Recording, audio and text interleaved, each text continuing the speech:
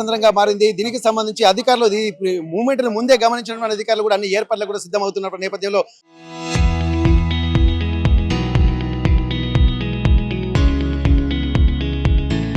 ప్రస్తుతం ఎట్లాంటి పరిస్థితి, ఎందుకంటే ఒక ప్రహసనంగా మారుతుంది, ఒక ఛాలెంజింగ్ గా మారుతున్నటువంటి టాస్క్ ఏ విధంగా లీడ్ చేస్తున్నారు, మరొక 3 రోజులు కూడా ఉంటున్న నేపథ్యంలో ఈ రోజు నుండి మహాటాసం ప్రారంభమవుతున్న నేపథ్యంలో ఎట్లాంటి పరిస్థితిని ఒకసారి కనుక్కుందాం. జిల్లా కలెక్టర్ గారు, సార్, ఇప్పటి వరకు చూసినట్టయితే ఒక ఛాలెంజింగ్ టాస్క్ మీకు, ఎందుకంటే గత జాతరకి ఈ జాతరకి ఒక 250 కోట్ల భారీ బడ్జెట్ ని ఎట్లా వినియోగించాము, అద్భుతమైనటువంటి నిర్మాణాలు ఎప్పుడు లేవు, మళ్ళీ ఒక 1000 వరకు ఉంటుంది అన్నటువంటి ఆనందం కూడా వచ్చే భక్తులు చెప్తున్నారు.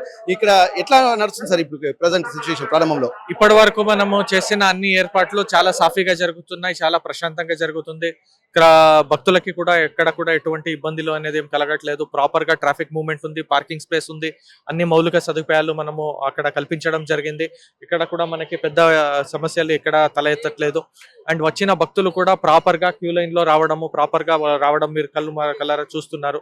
క్యూ లైన్ లో ఈసారి డ్రింకింగ్ వాటర్ ఫెసిలిటీ కూడా అన్ని కల్పించాము, ఎక్కడ కూడా సమస్య లేకుండా సార్. ఇక్కడ వచ్చిన భక్తులు ఏంటంటే ఏర్పాట్ల విషయంలో, క్యూ లైన్ల విషయంలో అన్ని చాలా అద్భుతంగా చెప్పారు సార్. ఒకే సమస్య తీసుకొచ్చారు, అది మేబీ ఇప్పటికిప్పుడు సార్ట్ కావచ్చు, వచ్చేటువంటి నియర్ బై టాయిలెట్స్ అనేది ఒకటి ఉంటుంది సార్, దానికి ఉన్న ప్రణాళికలు ఇన్ ఫ్యూచర్? సో నేను అదే చెప్తున్నాను, టాయిలెట్స్ చాలా చోట్ల ఉంది, కానీ ఏమైతుంది అంటే వాళ్ళు చూడకుండా ముందుకు వచ్చి టాయిలెట్స్ ఎక్కడ ఉంది అనేది తెలియట్లేదు.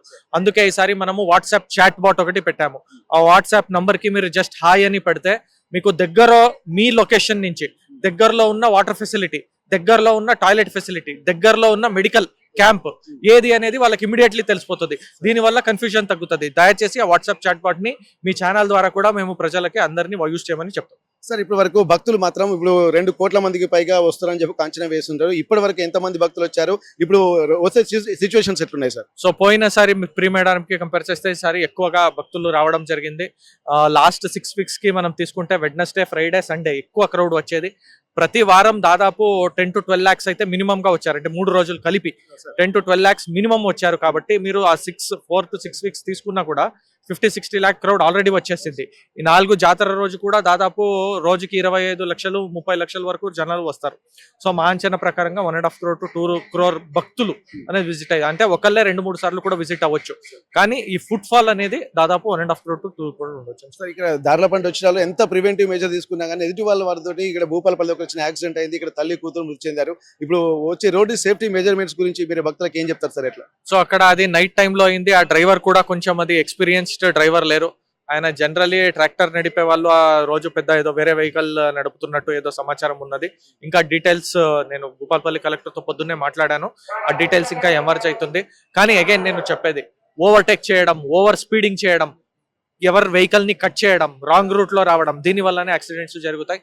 కొంచెం డిసిప్లిన్ గా ఉంటే అందరికీ మంచిగా. సార్, ఇప్పుడు మీరు అబ్జర్వ్ చేసిన ప్రకారం కొత్త నిర్మాణాలు జరుగుతున్నటువంటి నేపథ్యంలో భక్తులు ఎట్లా ఫీల్ అవుతున్నారు సార్? మీరు అనుకున్నటువంటి టార్గెట్ రీచ్ అవుతున్నారా, లేకపోతే ఇంకేమైనా కొత్త వ్యవస్థను అబ్జర్వ్ చేస్తున్నారా?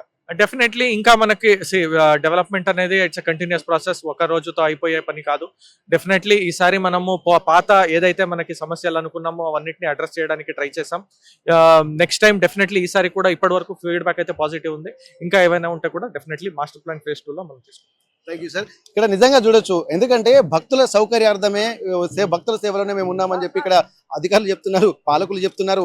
అందులో భాగంగానే వచ్చేటువంటి భక్తులు కూడా కొంత సాటిస్ఫాక్షన్ ఉన్నారు. ఎందుకంటే ఫస్ట్ ముందు ఒక మంచి ఎన్వైరన్మెంట్ అయితే కనిపిస్తుంది. గత జాతరకి ఈ జాతరకు చూడగానే జాతరను చూడాలనేటువంటి ఒక ఉత్సాహం మాత్రం భక్తుల్లో పెరుగుతుంది, క్యూరియాసిటీ ఉంది. ఇక్కడ టీవీలలో అలాగే చూసేటువంటి వాళ్ళందరూ కూడా ఇక్కడ వచ్చేటువంటి భక్తులు కొంత తన్మయత్వానికి లోనవుతున్నటువంటి పరిస్థితి. ఇక్కడికి వచ్చిన తర్వాత కూడా ఏర్పాట్లు కూడా 251 కోట్లతోటి నిధులతో ఏర్పాటు చేసినటువంటి ఏర్పాట్లు కూడా శాశ్వత ప్రాతిపదికన ఏర్పాటు చేయడం కూడా చాలా అద్భుతమైనటువంటి వాతావరణం కనిపిస్తుంది. దీనికి సంబంధించి జిల్లా అధికారులు కూడా యంత్రాంగం కూడా పూర్తిగా ఒక సమాయత్తం అవుతున్నటువంటి నేపథ్యంలో ఇక్కడ కొన్ని టెక్నాలజీని కూడా ఇక్కడ అభివృద్ధి చేస్తున్నటువంటి పరిస్థితి. ఇక్కడ వాట్సాప్, అంటే ఎవరైనా సమస్యలు ఉన్నప్పుడు వాట్సాప్ చాట్ బోర్డు కూడా ఏర్పాటు చేశారు. ఇక్కడ ఫర్ ఎగ్జాంపుల్ ఇప్పుడు టాయిలెట్స్, వాష్రూమ్స్ ఎక్కడ ఉన్నాయని చెప్పి అంటే ఆ లొకేషన్, నియర్ బై లొకేషన్ కూడా చూపిస్తుంది. కాబట్టి భక్తులకు అన్ని రకాల అంటే టెక్నాలజీని అందిపుచ్చుకొని కూడా భక్తులకు ఎట్లాంటి అసౌకర్యం కలగకుండా అన్ని ఏర్పాటు చేస్తామని చెప్పి అంటున్నారు. ఇక్కడ సేవలు కూడా ఇక్కడ క్యూఆర్ కోడ్ పెట్టి ఈ ఫండింగ్ కూడా చేసేటువంటి అవకాశం ఉంటుంది. ఈ హుండీలను కూడా పెట్టినటువంటి పరిస్థితి వచ్చేటువంటి